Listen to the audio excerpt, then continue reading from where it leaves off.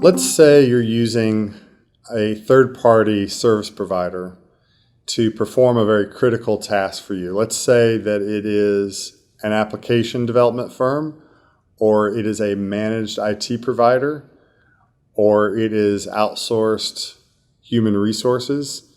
There's any number of services that you can get from a third party that are very critical to the achievement of your compliance and information security objectives. And this is where these types of things can affect Common Criteria 9.2.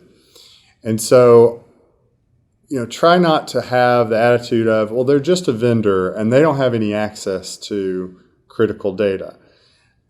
We hear that a lot, especially when it relates to a data center provider or an IT provider or an application developer. Well, they're just the application developer. They don't have access to the production database where all the sensitive data is.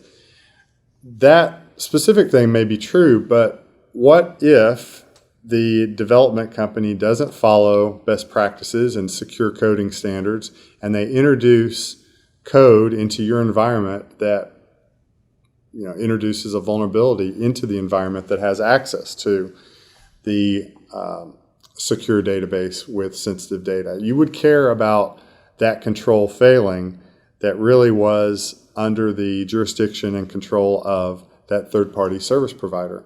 So, be a little more inclusive in the third-party relationships in your audit arrangement with us. I know sometimes our clients are afraid of the fees and the time and the trouble for sending us to Europe or Asia to visit someone who's doing coding for them.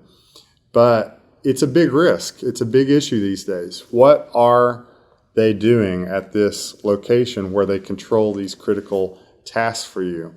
And so there are two ways to handle this third-party relationship in your SOC 2 audit engagement.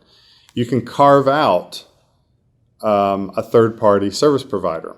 You can say, we're not issuing an opinion. The audit firm is not issuing an opinion on this third party. We are not testing any of the controls at a third party.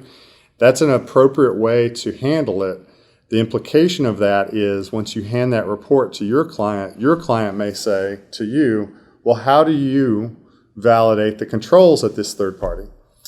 And the answer might be, well, we don't, because we didn't send our auditor to validate it, and we don't validate it, and we don't have any proof of what they're doing, how they're doing it. The other method of handling it is an inclusive method, and that's where the third-party service provider also provides an assertion, just like management of your organization does.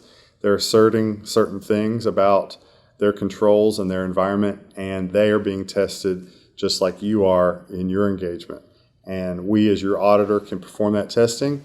Or a third option is in the carving out method that the third party has an audit report that they have executed by their independent auditor. And so when you hand your report that says it's carved out, your client goes, well, how do you validate these controls? And you say, we do it by reviewing the results of their audit engagement. And so one way or the other, you need to be responsible for these third parties and making sure that you understand what they're doing, how they're doing it, and that you address that particular risk by making sure the controls are operating effectively and that you're satisfied with how they're operating to support you in your business objectives.